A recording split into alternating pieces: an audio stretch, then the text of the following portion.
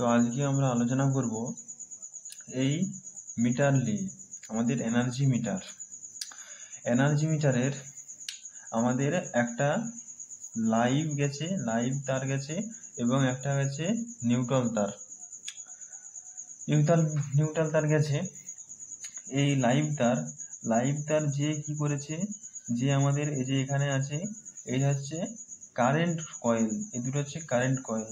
এই current coil কি হয়েছে, কারেন্ট কয়েল এইটা হয়ে আমাদের বেরিয়ে এইটা হয়ে আমাদের লোডে গেছে এবং আমাদের যে নিউট্রালটাও এখানে গেছে, দিয়ে এখানে সোজা নিউট্রালটা এদিকে চলে এসেছে এবং একটা নিউট্রাল আমাদের এখানে ভোল্টেজ কয়েলে গেছে। তো এইটা আমাদের হচ্ছে ভোল্টেজ কয়েল এবং এইটা হচ্ছে অ্যালুমিনিয়াম ডিস্ক। এটা রোটেট করে আমাদের, এই যে এটা হচ্ছে পার্মানেন্ট ম্যাগনেট, এটার সাহায্যে আমাদের এই ডিস্কটা রোটেট করে। এবং এইটা আমি বললাম যে এটা হচ্ছে আমাদের কারেন্ট কয়েল। এটা পার্মানেন্ট ম্যাগনেট, এটা ম্যাগনেটটা চেঞ্জ করা যাবে না, এই ম্যাগনেটটা এখানে থাকবেই।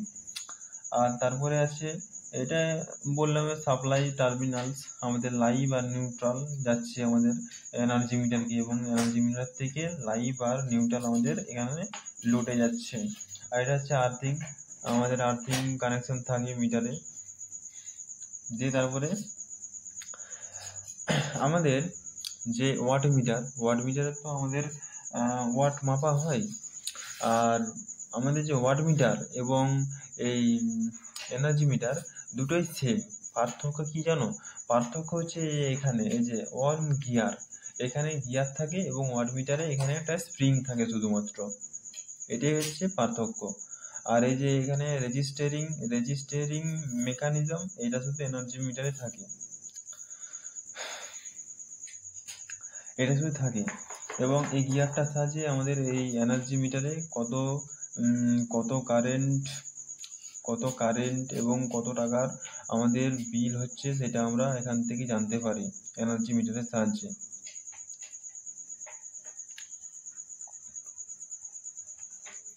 এনার্জি মিটারের সাহায্যে বাড়ির বিদ্যুৎ কত খরচা হচ্ছে সেটাও আমরা এখান থেকে খুব ভালোভাবে জানতে পারি।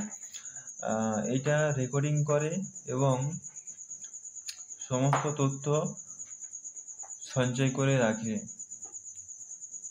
তারপরে আমরা আলোচনা করব ওয়াট মিটার সম্বন্ধে, ওয়াট মিটার নিয়ে। ওয়াট মিটার এরকমই সেম দেখতে, ঠিক আছে, শুধু পার্থক্য হবে যে এখানে এনার্জি মিটারে গিয়ার থাকে এবং ওয়াট মিটারে গিয়ার থাকে না, এর বদলে স্প্রিং থাকে। চলো তাহলে আমরা ওয়াট মিটারটা একটু দেখে নিই। এই যে এইটা হচ্ছে আমাদের অ্যানালগ ওয়াট মিটার। তোমরা দেখতেই পাচ্ছ এনার্জি মিটারের মতনই এখানে আমাদের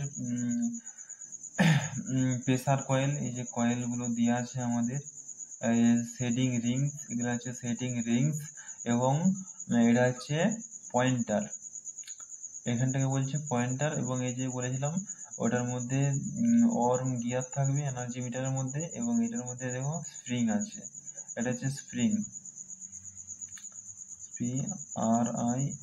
স্প্রিং।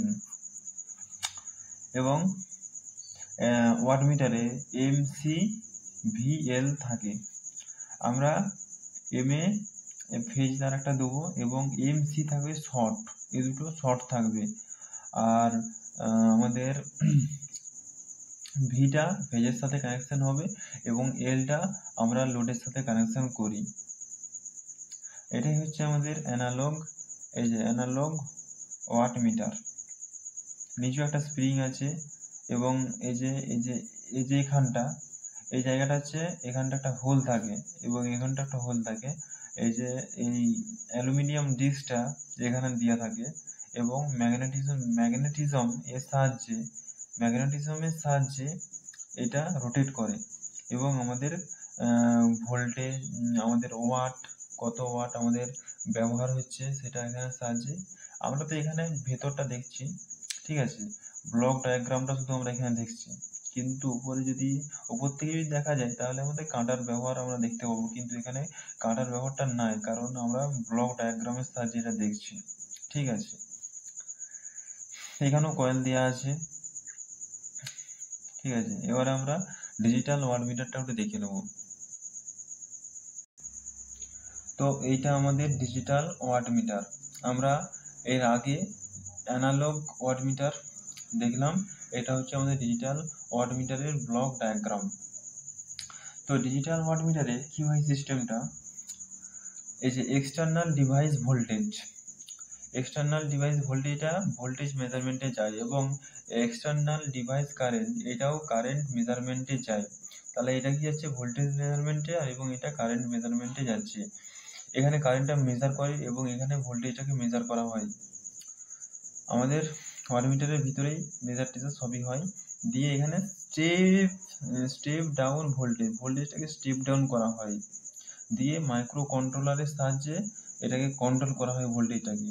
আর এখানেও কারেন্টটাকে আমাদের কি করা হয়, এখানে কারেন্টটাকে মেজার করে এখানে মাইক্রো কন্ট্রোলারে নিয়ে যাওয়া হয়।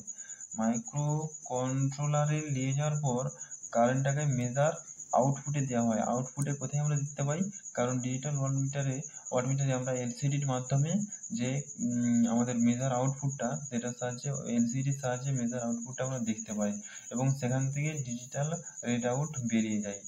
এবং তারপরে কারেন্ট তো এখানে চলে গেল মাইক্রো কন্ট্রোলার, তারপরে কারেন্ট মেজারমেন্টটা এখান থেকে আমাদের সোজা এখানে output to external device current মেজারমেন্টে চলে যাচ্ছে।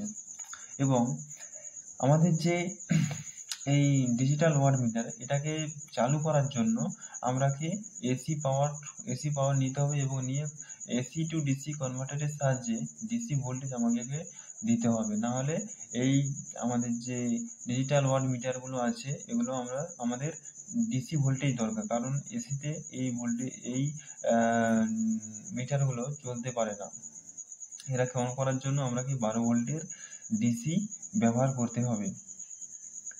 এবং আমরাকে ডিসি ব্যবহার করার পর 12 ভোল্টের ডিসি ব্যবহার করার পর আমরা এবারে 220, 30 বা 440 ভোল্টেজ সার্কিটের মধ্য দিয়ে কত ওয়াট যাচ্ছে এবং কত ওয়াট হচ্ছে, সেটা আমরা এই ডিজিটাল ওয়াট মিটারের সাহায্যে মেজার করতে পারি। তো এই ছিল আমাদের এই আজকের energy meter, analog watt meter এবং digital watt meter. Thank you for watching.